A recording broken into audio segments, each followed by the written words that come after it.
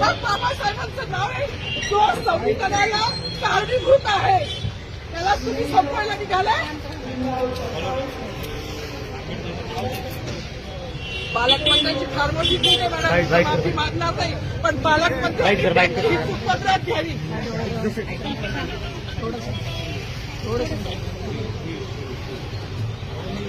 मला मीडियाशी घेणं नाही मॅडम, मला सस्पेंड केलं, मी मारूचे गाड्या उपसीन, मी माती काम करीन, पण बाबासाहेबांची ओळख पुसून येणार नाही. मला सस्पेंड करायचं करू शकता मॅडम. बाबासाहेबाला संपवायचं काम करायचं नाही.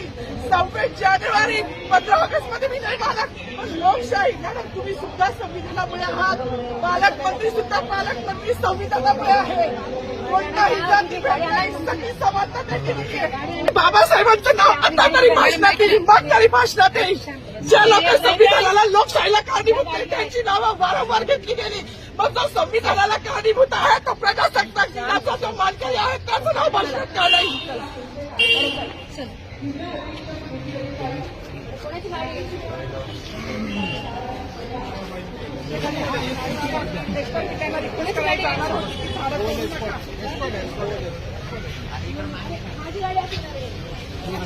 थोडी